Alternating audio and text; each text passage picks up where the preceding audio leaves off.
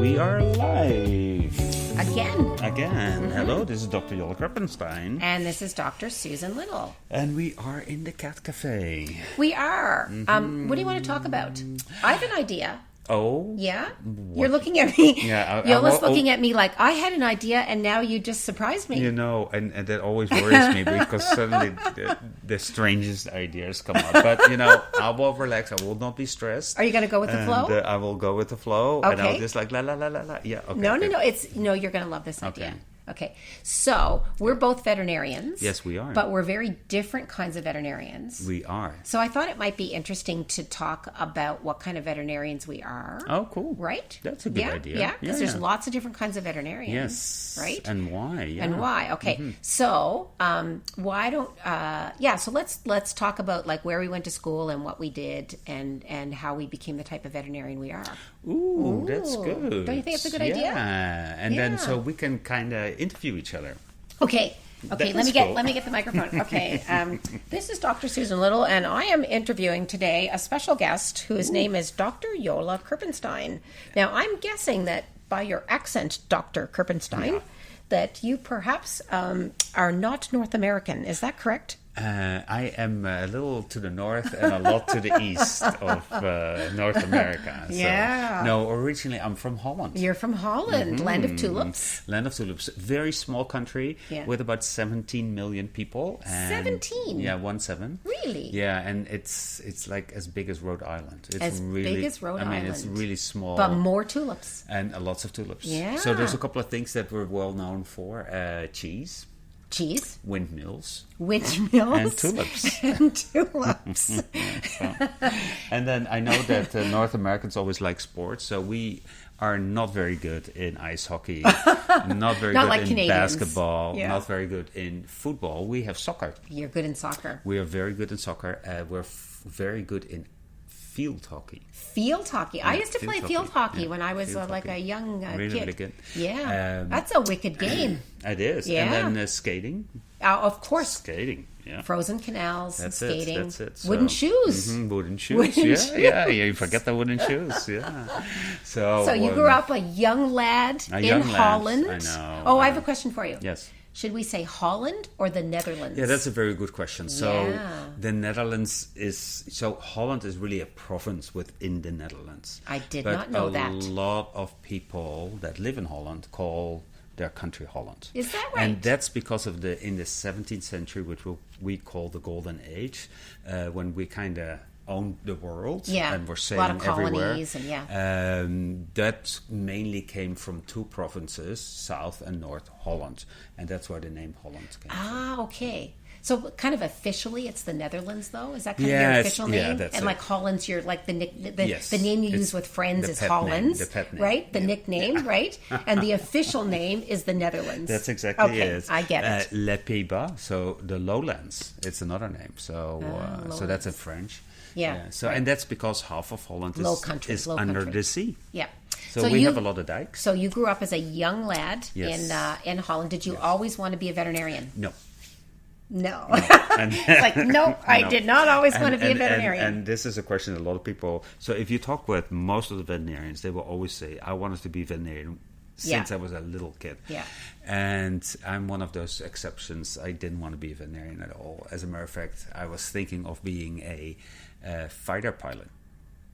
Yes. Okay, this I Something did not know. completely different. A fighter pilot. And I want to be an archaeologist. So I knew you wanted to be an archaeologist. Nothing to do with veterinary medicine, but These are really diverse occupations. yeah. And then when I was halfway high school, I started working with a local vet, and I was just interested in what he was doing, and I met him through, I think, the Rotary of my father, the Rotary Club that they were members of.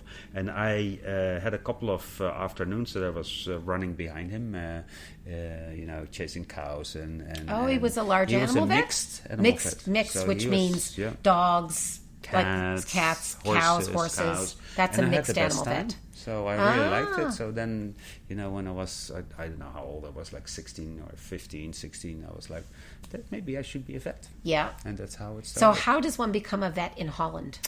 So you have to finish high school, and then we go immediately to university. Yeah. And it's a program of 6.5 years. So you enrolled in veterinary school right out of high school? Yeah. That's a little different from... you'll hear the difference when I talk about we are 18 when we're finished with high school, and then we apply for university, and then we have a program that's 6.5 years. So I was done when I was in my mid-20s. Yeah. But I also... in the middle of my training, I went to the U.S. to do an externship. So why did you go to the U.S.? This was before you graduated, right? Like partway through your veterinary degree. Yeah, so we had to wait. We had a lottery system for the last year. It was kind of a system that you had to wait for a place that opened up. And that was between half a year and 9 months. And I had a very good friend of my father who was a professor at the university who told me, you need to do something useful with those 6 months. I was thinking, let's have a holiday. I bet you were thinking, I'm going to just have fun for 6 months. Travel a little bit, but that's not the case. So I went and so I applied for externships in the U.S. So an externship is like a program where you get to go to another university as a student and continue your learning. Yes. Yeah. And I went to the University of Georgia and I loved it. University of Georgia, Athens, Georgia? Athens, Georgia. How long were you there? I was there for 7 months. 7 months. Yeah. And then you went back to Holland to finish? Back to Holland to finish my last 1.5 years. Yeah. And in that time I applied for what we call an internship. An internship is a year-long where you do all sorts of rotations within small animal medicine and surgery. Yeah. And so I applied back to the University of Georgia and got an internship there. Ah. And then I didn't stop learning, so I decided that I wanted to be a surgeon. So let me just stop you there for a sec. Why did you not, when you graduated, why did you not go right into working as a veterinarian? Why did you stay in school? Because I was not completely sure what I wanted to do. Yeah. And because there's a lot of different things you can do as a vet. Oh, absolutely. Yeah. And because I went to because I did my externship as a student in Georgia, I was really attracted to doing a internship to have more learning. Yeah. I felt I wasn't ready yet. I felt that I didn't have the skills yet to be a really good vet, so I wanted to do more learning. And the internship was an ideal thing. Okay. And because my professor was a surgeon himself, he said, if you're interested in surgery, you really need to get a little bit more experience. So that's how it started. So you went to Georgia for that year. Yes. And it was during that year that you really became sure that you wanted to be a surgeon. Yes. Okay. And so then I applied for surgery residencies, and that's what we call a matching program. So there's lots of schools or lots of places where you can do these residency, but you have to be matched to a certain place. Yeah, so you put your name kind of into the hat, yes, right? And then there's a program that says, okay, Jolle, you are matched with like University A or University B or University C. You don't really have a lot of control. No, right. But I had very sad news because I was not matched. Oh, so there can be more names in the hat than there are places at universities. So you might, so then we say you didn't get a match. Yeah, and so it's really tough because I was a foreign student, and there's lots of people that want to do these residencies, and I thought I wanted to go to one place, and they have to rank you. You have to rank them, and if that doesn't connect, then it can happen or it cannot. But the good news is, there's a lot of universities that do not get matched either. So you get a second round. Yeah. And I got matched to Kansas State. In the second round, State University. In Kansas, Manhattan, Kansas. Yeah, Manhattan, Kansas. So off you go from Georgia to Manhattan, Kansas. Yes. And this is a residency. And how long is that? A residency is 3 years. 3 years. And now it's really focused on one thing. Surgery. Yes. So yours was surgery. Yes. But it could, other vets could have residencies in other areas, right? There's multiple areas. You could be like an eye specialist. You could be a skin specialist. And you chose surgery. Yeah, and it's comparable with what you have to do when you are a human doctor. You when you graduate, often you are just private general practitioner. Very general practitioner. And then you can do an internship and a residency, etc. So it's comparable. It's 3 years, and I did at the same time a Master of Science. So I had some academic qualifications with it too. Right. And even within veterinary surgery, there's specializations. Yes. Right? Yes. So some surgeons really specialize on working with bones, like fixing broken bones and stuff like that. Those are called orthopedic surgeons. Yeah, we call them orthopedic surgeons, right? Yeah, and I was a soft tissue. As a resident, you have to do everything, but I really liked soft tissue surgery. Right. No bones. No bones. Yeah. And in soft tissue, I really liked oncology, which is tumor surgery. Cancer surgery. Yeah, so I didn't stop after my residency. I did another year of studies, and that was my fellowship in surgical oncology, so in tumor surgery. Yeah. And that was in Colorado State University. At Colorado State. So now you're on university number 4. Yes. Yeah. Right. So let's say it was 6 years for your veterinary degree? 6.5. 6.5. And then another year for the internship. Mm-hmm. And then another 3 for the residency. Yeah, so we're 10.5. We're at 10.5. And then another year for the fellowship. Yes. 11.5 years. Yes. And I have to confess, I didn't stop there either. Oh, no. Now what? I did a PhD after that still. And that's another 4 years. Goodness. So say 15 years. 15 years. Why did you decide to do a PhD? Because I wanted to be in work for the university, and I went back to Holland. And one of the things, if you want to stay in the university, you have to have a PhD. Okay. So you have to have that academic qualification. And I did it in a topic that's very near and dear to my heart, which is bone tumors in dogs. Bone tumors in dogs. And cats. Yeah. So you went back from Colorado State back to Holland and did your PhD in Holland, and you became a professor? Yeah. So I climbed the ranks. So I was first an assistant professor, associate professor. This is at Utrecht University. My first professor position was in Copenhagen in Denmark. In Copenhagen. And then that was a 25% position. And then I became full professor in Utrecht. Yeah, okay. So you would have done some surgery there. You would have done some teaching and research. Yeah, lots of research. Yeah, professors often have a very full plate. Yes. Yeah. Yes. Wow. Yes. Okay. So that's how you become a veterinary surgeon, folks. I know. It's a long track. Yeah. So now we're going back to early times in Canada. Yes. You were. When did you know when you wanted to be a veterinarian? Dr. Susan. I find that hard to pin down, to be honest with you. I wasn't one of those kids who said, right from a young age, that I wanted to be a veterinarian. But I always was interested in, the natural world. So in Canada, so I finished high school, and then I enrolled in university in a Bachelor of Science program, because at least in Canada you can't go directly from university into a veterinary degree. Okay. You have to acquire some course credits first. Okay. And so some people do them by doing a complete bachelor's degree, and some people can get enough credits without finishing the bachelor degree. So I did a bachelor's degree, and I did it in biology. And I actually originally thought I was going to be a biologist and probably a marine biologist, because I grew up in Nova Scotia by the sea. Flipper. And so, maybe...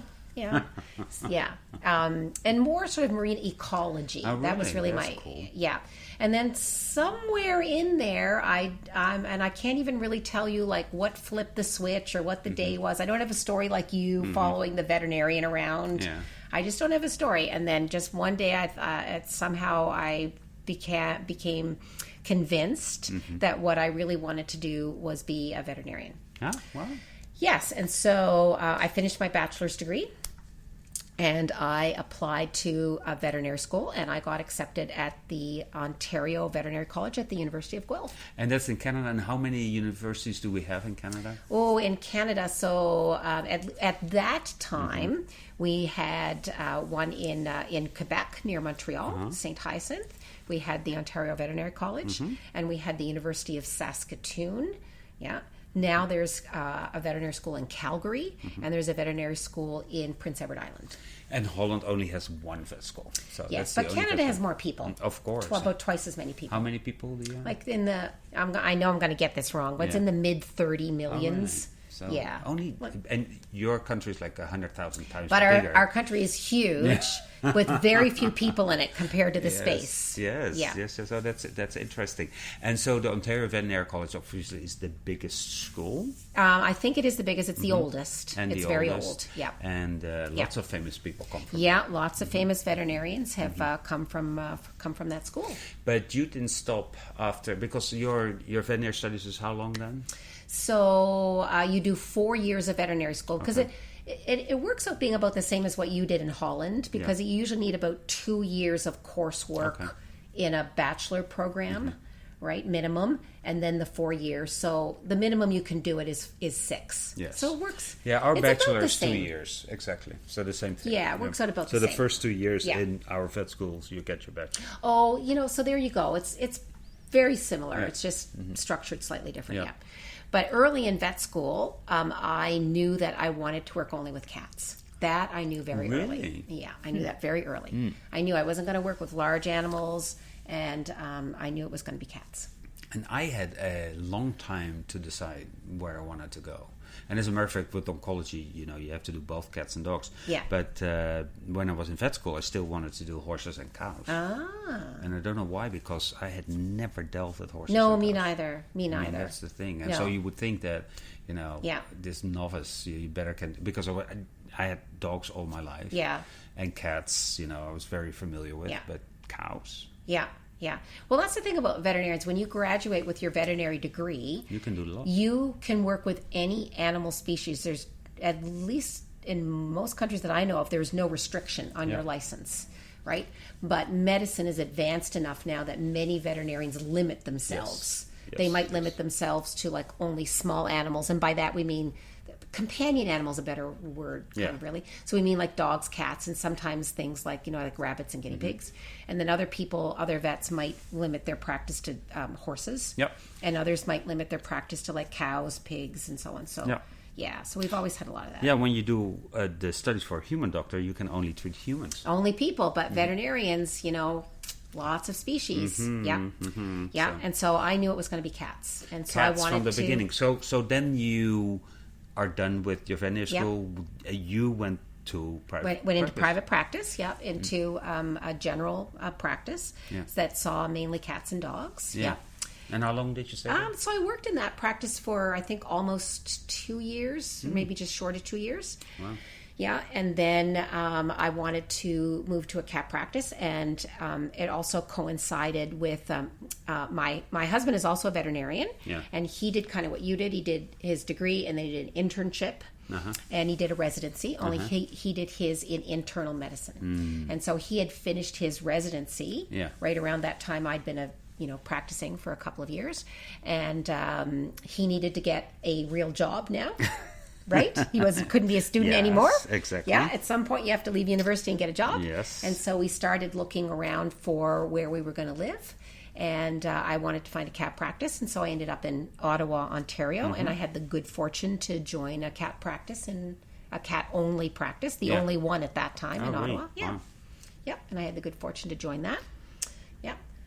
And then within a few years of working there, I became part owner, and we opened another practice, and so So you are now the happy owner of 2 cat practices. A part owner, 2 cat that's practices. Really cool.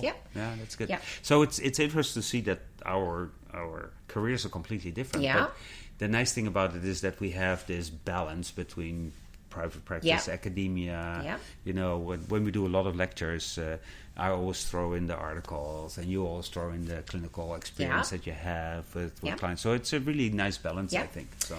And then, partway through working in cat-only practice, I decided I wanted to become like an official specialist. Yeah, because you didn't stop studying then. Yeah, I didn't. So there's different ways you can become a specialist, and you've heard Jolla's way, and that's typically where you become a specialist in like a discipline, like medicine or surgery, or being an ophthalmology and eye specialist or a dermatologist. But there's also another system where you can become a specialist in a species. Yeah.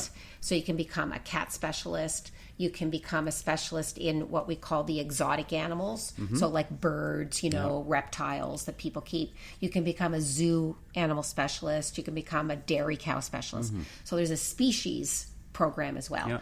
And so I applied to that program to become board certified as a cat specialist. Yeah, that's awesome. So I went that route. How long does that take? So it took me a couple of years. It's a program where you have to fulfill some requirements. You have to have worked primarily, in my case, with cats for a certain number of years. You have to have letters of recommendation. You have to have published some research. And in the end of it all, you have to write an exam. And it took me about a year to study for the exam. Really? Yeah. The exam is a big deal. Yeah, I think in any board certification, exams are kind of a big deal. And they're scary. Yes. Yeah, and they make people sick yes. with fear. I bet. So I was fortunate, and I passed my exam on the first try. And in all of Canada, there is only 6 board certified feline specialists in the whole country. Wow. So we are a rare breed. But they're very famous. So Canada has a lot of feline specialists. We have good feline specialists. Absolutely. Yes. And I think it's interesting to listen to the different paths careers take. I always say, as a veterinarian, you can do so many things. There's lots of ways to be a veterinarian. So you can do what Jolle and I did, and you can specialize yourself, or you can be a general practice vet, or you can go into research, or you can go into teaching, or you can work for the government. You can work for the government. You can work for a company, maybe like a pet food company or a vaccine company. Yeah. There's many ways to be a veterinarian. You can go into public health, where your job is not just about protecting animals, but it's about protecting human health as well. Veterinarians play a big role in protecting human health. Even your everyday veterinarian in private practice actually plays a role in human health. Yeah. So there's lots of different jobs that veterinarians can have, and that they're interacting. They help keep our food supply safe. Absolutely. Yeah. Absolutely. So lots. It's really cool. I think we're at the end of this session, because we're already a little longer than we normally take. But it was a fun chat. I know, this was really good. So it's good to know a little bit the background, and veterinary medicine is it's quite a tough study. It's tough. It's a tough course to study. Not everybody makes it. No. And it takes a lot of time. In America, it's really expensive too. It's expensive in some countries. Yeah. I also think that veterinarians in general are really well educated. Yeah, veterinarians are very well educated. For sure. It's an intensive program. It's an intensive program, and it's an academic program. So they learn how to be critical, how to be evidence-based, and so it's how to think for yourself. And it's a wonderful program. It's if you have kids that are interested in becoming a vet, it is still a great job to have. Great job, very rewarding. Very rewarding, yes. Yeah. So you have to deal with people, and you have to deal with animals. There you go. What else do you want? All right, this was great. Thank you so much, Dr. Susan. It was a really fun chat. I know. Little great idea. Insight. Thank you. Yeah, see, I know I surprised you at the start there, but it was a good idea, wasn't it? Yes, you did. Absolutely. Yeah. Okay. All right. So stay tuned. Stay tuned for the next one. And if you like this podcast, please tell your friends. Yeah. Remember, our social media handle is at Cat Café Podcast. I know. And we have an Instagram page that is pretty active. And we are still waiting for questions. So we can talk about these questions during our podcast. So if you have a favorite topic, or you have a question about your cat, please let us know. Yeah. Send us a mail and we'll discuss it. We will. So thank you so much. And let's have a coffee. Yeah, time for coffee.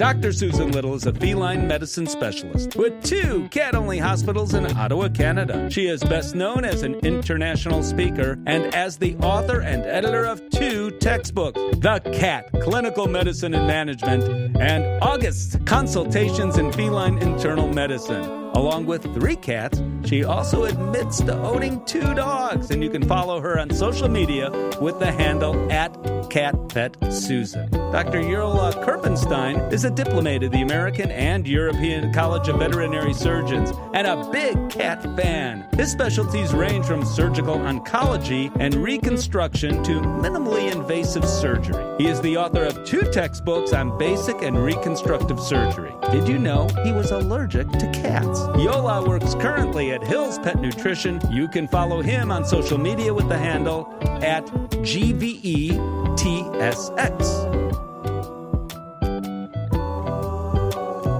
The opinions of this podcast are those by Dr. Susan Little and Dr. Jolle Kirpensteijn. Veterinary medicine is a complex profession, and often there are multiple diagnostic and therapeutic options for different disease processes. If you're a pet owner with questions, please go to your local veterinarian.